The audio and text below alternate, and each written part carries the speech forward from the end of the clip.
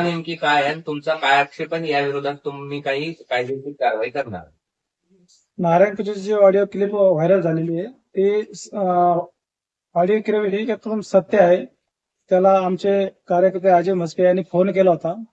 Phone करून समोर त्याच्यासोबत चर्चा झाली. चर्चा झाल्यावर त्यानं ते सविस्तर सांगितलं, कारण मग तुम्ही पैसे वाटताना आम्हाला अडवताय. आम्ही त्यांना स्पष्ट सांगितलं, कारण पैसे वाटताना तुम्हाला अडवत नाहीये, पण दिवसा ढवळ्या तुम्ही पैसे वाटताय. तर त्याला आमदार म्हणून आम्ही त्याला आमच्या कार्यकर्त्यांनी त्याला आक्षेप दिला होता.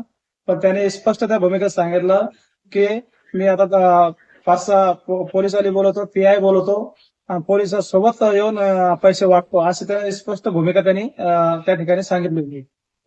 तर काही व्हिडिओ पण आहेत, मशीनला करंट लागतो वगैरे वगैरे, त्या संदर्भात काही आपण तक्रार करणार आहात निवडणूक आयोगाला आणि याची पोलीस स्टेशनला तक्रार करणार का ऑडिओची?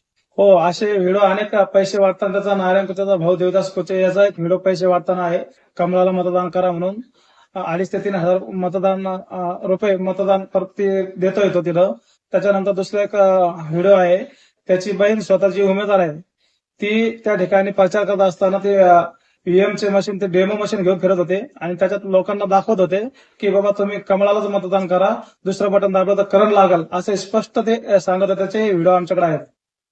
आणि यापुढे आम्ही जे व्हिडिओ क्लिप आहेत, ज्या आमच्याकडे बोगस मतदानाचे आधार कार्ड आहेत, बोगस मतदानाची यादी आहेत, अंबड जालन्यातून आलेले ते मतदार आहेत, हे सर्व आमच्याकडे पूर्ण ऑडिओ रेकॉर्ड आणि प्रूफ आहेत. आम्ही हे सर्व सविस्तर जाऊन पोलीस स्टेशनला कंप्लेंट करणार आहे, निवडणूक आयोगाला कंप्लेंट करणार आहे आणि लोकशाही पद्धतीने आमचे न्यायालयातही आमची लढाई चालू आहे. नाव सांग. मी सतीश गायकवाड, वंचित बहुजन आघाडी, प्रभाग क्रमांक 24 चा उमेदवार.